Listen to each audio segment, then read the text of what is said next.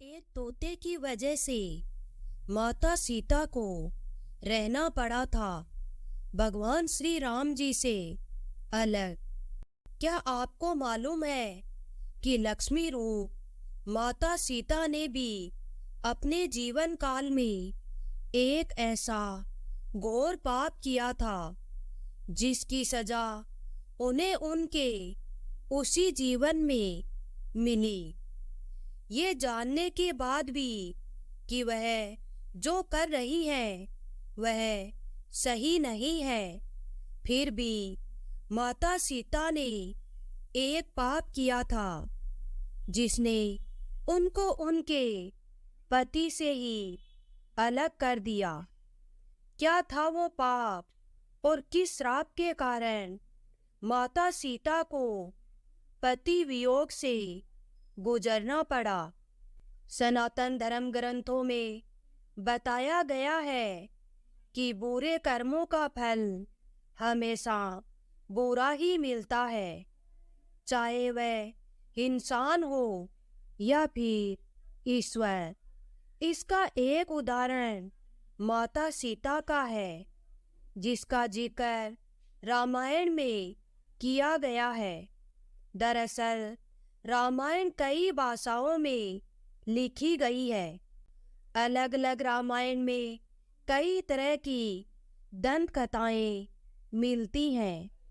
इस कथा के अनुसार यह बताया गया है कि आखिर क्यों माता सीता और राजा राम को अलग होने का श्राप तभी मिल गया था जब वह एक दूसरे के साथ गठबंधन में बंधे भी नहीं थे। इस कथा के अनुसार माता सीता को एक तोते का श्राप मिला था जिसकी वजह से उनको भगवान राम से अलग होना पड़ा था। तोते के मुख से माता सीता ने सुना अपना भविष्य।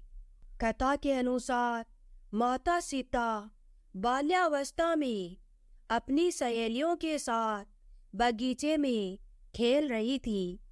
वहीं बगीचे में एक तोते का जोड़ा पेड़ पर बैठा हुआ था। तोते का जोड़ा भगवान राम और माता सीता के बारे में बात कर रहा था। उनकी बातों को सुनकर माता सीता का ध्यान उन पर गया। मादा तोता बोल रही थी कि अयोध्या के राजकुमार राम काफी प्रतापी राजा होंगे, उनसे माता सीता का विवाह होगा। तोते के मुख से भावी पति का नाम सुनकर माता सीता अचंभित हो गई।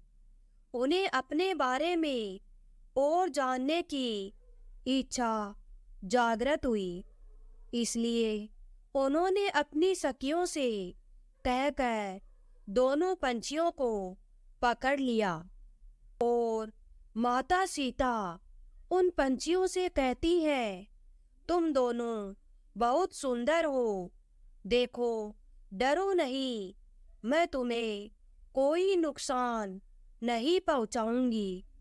तुम बस मुझे यह बताओ कि तुम कौन हो और कहाँ से आए हो, और राम कौन है और सीता कौन है, तुम्हें उनके बारे में कैसे पता है? माता सीता के पूछने पर दोनों पंछी बताते हैं, इससे पहले हम महर्षि वाल्मीकि के आश्रम में रहते थे, जहाँ हर रोज भगवान राम और माता सीता के जीवन के बारे में बताया जाता है। इसलिए उनको दोनों के बारे में हर चीज कंठस्थ याद हो गई थी। फिर उस पंछी के जोड़े ने कहा, सुंदरी, हमने तुम्हें सब कुछ बता दिया, अब हमें छोड़ दो, हम जाना चाहते हैं। पंछियों की बातें सुनकर माता सीता के मन में और भी बातें जानने की इच्छा हुई। उन्होंने उन दोनों से पूछा कि राम कहाँ होंगे, वे किसके पुत्र हैं, कैसे वो मिथिला आकर जानकी से विवाह करेंगे।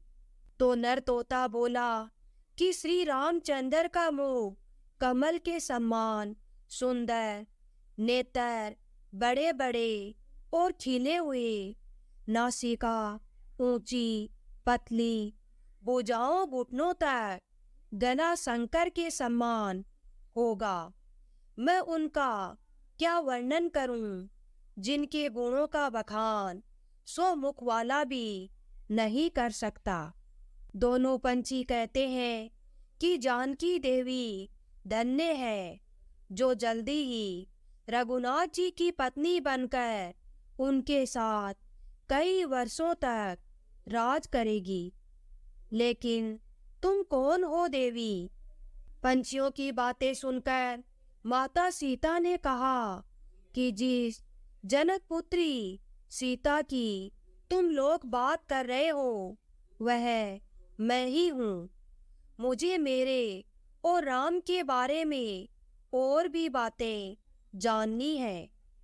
तब नर तोते ने कहा कि सीता, आपका विवाह अयोध्या के राजा दशरथ के ज्येष्ठ पुत्र राम के साथ होगा और आपकी जोड़ी तीनों लोकों में सबसे अद्भुत होगी। माता सीता सवाल पूछती रही और दोनों तोता जवाब देते रहे।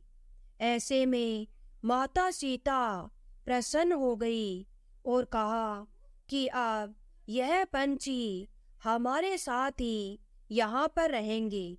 लेकिन यह सुनकर तोते का जोड़ा हैरान रह गया और नर तोते ने कहा कि हम पंछी हैं, हमें पिंजरे में कैद ना करो। नर तोते ने इसके लिए बहुत याचना की। तब माता सीता ने नर तोते को छोड़ दिया, लेकिन मादा तोते को नहीं छोड़ा और कहा कि यह मेरे साथ ही रहेगी। तब वह पंछी दुखी हो गया और पंछी दोबारा से माता सीता से निवेदन करता है कि मैं अपनी पत्नी के बिना जिंदा नहीं रह सकता, इसलिए इसे छोड़ दो। माता सीता, तुम बहुत अच्छी हो, मेरी प्रार्थना मान लो। इस तरह उसने बहुत समझाया, लेकिन माता सीता ने उसकी पत्नी को नहीं छोड़ा। तब नर तोते ने कहा कि मेरी पत्नी गर्भवती है, इसलिए ऐसे समय पर उसको जाने दे। हम दोनों एक दूसरे का वियोग सहन नहीं कर सकते, इसलिए आप मेरी पत्नी को जाने दें। लेकिन माता सीता ने उसकी एक न सुनी। इस पर मादा तोते को बहुत गुस्सा आया और श्राप दिया कि जिस तरह तुमने गर्भावस्था में मेरे पति से मुझको अलग कर दिया है, वैसे ही गर्भावस्था के दौरान तुझको भी पति वियोग सहना पड़ेगा। इतना कहते ही मादा तोते ने अपने प्राण त्याग दिए। पत्नी की मौत हो जाने पर नर पंछी दुखी हो गया। फिर वो माता सीता से बोला कि मैं मनुष्य से भरी श्री राम की नगरी अयोध्या में जन्म लूंगा। मेरे ही कारण तुम्हें पति के वियोग का दुख उठाना पड़ेगा। यह कहकर वो वहां से उड़ गया। कुछ साल बाद उसका जन्म अयोध्या में धोबी के घर हुआ। उस धोबी के कारण ही माता सीता का अपमान हुआ। उन्हें अपने पति भगवान श्री राम से अलग होना पड़ा। उस तोते का श्राप ही माता सीता के पति भगवान श्री राम से बिछड़ने का कारण बना। इसलिए जब माता सीता गर्भवती थी तो उन्हें भी पति से दूर वन में रहना पड़ा था। इसीलिए कहते हैं कि अच्छे कर्म करो, बुरे कर्म मत करो, क्योंकि कर्म कभी न कभी घूम फिर कर वापस उसी को मिलते हैं।